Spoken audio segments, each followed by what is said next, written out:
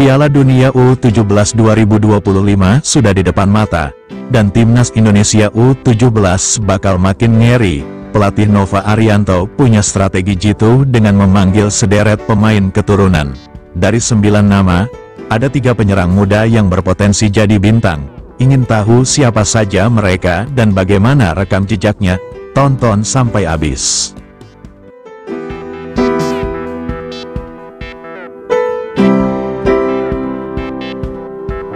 Pelatih Timnas Indonesia U17, Nova Arianto, bakal memiliki sederet amunisi baru untuk memperkuat lini serang setelah mendatangkan beberapa pemain keturunan jelang Piala Dunia U17 2025. Dalam daftar 34 nama pemain yang dipanggil Nova Arianto mengikuti TC Timnas Indonesia U17, terdapat sejumlah pemain keturunan yang turut mendapatkan undangan untuk mengikuti seleksi bersama wajah lama.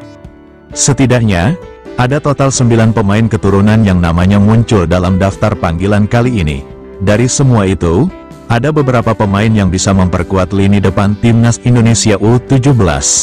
Berikut kami menyajikan ulasan sejumlah penyerang keturunan yang mendapatkan kesempatan untuk mengikuti TC Timnas Indonesia U17 menjelang gelaran Piala Dunia U17 2025.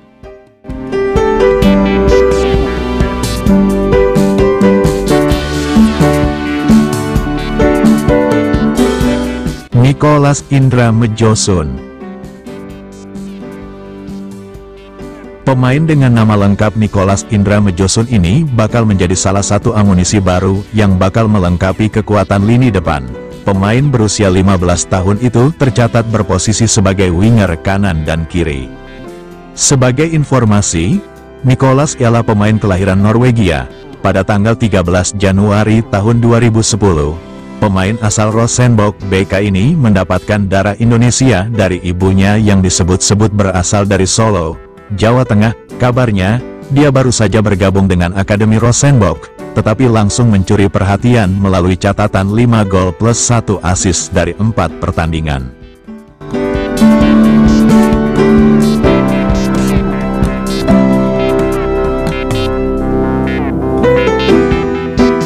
Destin Hoop. Sosok berikutnya yang bakal meramaikan persaingan lini serang Timnas Indonesia U17 ialah Destin Hoop. Sama seperti nama sebelumnya, pemain kelahiran Belanda ini beroperasi sebagai winger kanan. Destin saat ini menimba ilmu bersama klub asal Belanda, SC Telstar. Dia memiliki darah keturunan Indonesia, Belanda, dan Suriname. Darah Indonesia, tepatnya Maluku, didapatkan dari kakek dari pihak ibunya.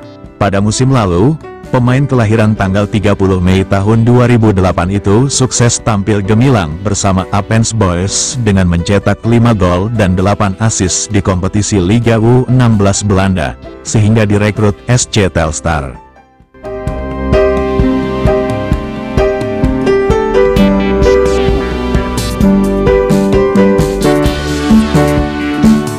Azadin Ayoub. Apabila 2 nama sebelumnya tercatat lahir di Eropa, pemain kali ini, yaitu Azadin Ayoub, justru berasal dari Afrika.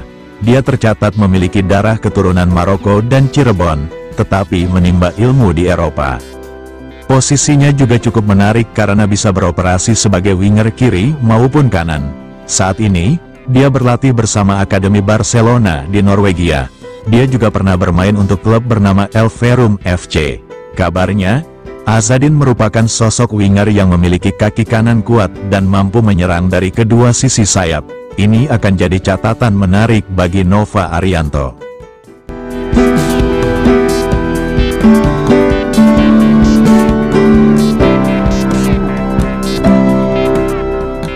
Nah, kehadiran nama-nama seperti Nicholas Indra Mejosun, Destin Hoop, dan Azadin Ayoub ini memang sangat menjanjikan.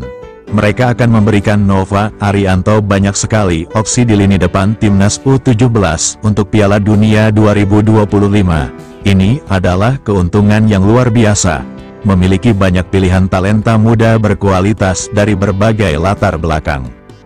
Namun, Kita tidak boleh lengah dan hanya melihat kepentingan jangka pendek.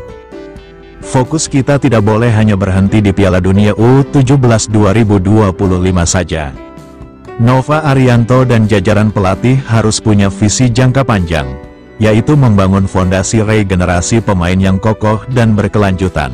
Kita harus belajar dari pengalaman pahit di masa lalu, di mana ada pemain yang luput dari pantauan, tidak terpilih, padahal justru mereka kemudian bersinar terang di Eropa hanya dalam kurun waktu 2-5 tahun setelahnya. Jangan sampai kesalahan dalam memprediksi potensi pemain ini terulang kembali.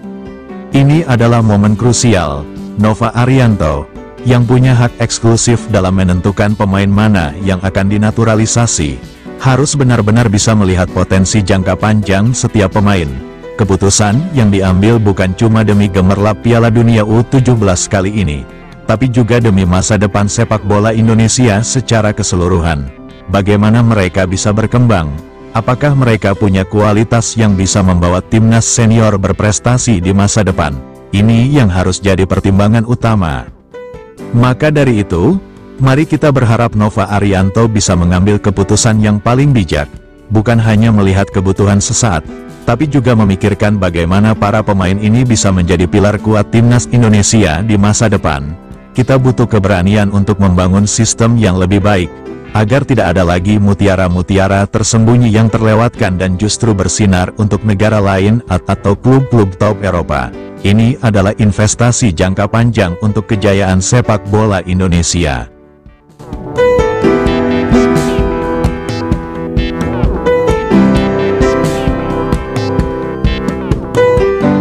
Itu dia profil singkat 3 penyerang keturunan yang berkesempatan mengikuti TC Timnas Indonesia U17.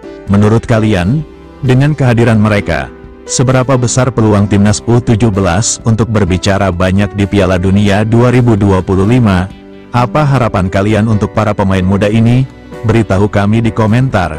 Dan jangan lupa, subscribe serta nyalakan lonceng notifikasi supaya kamu gak ketinggalan berita dan analisis mendalam tentang sepak bola Indonesia.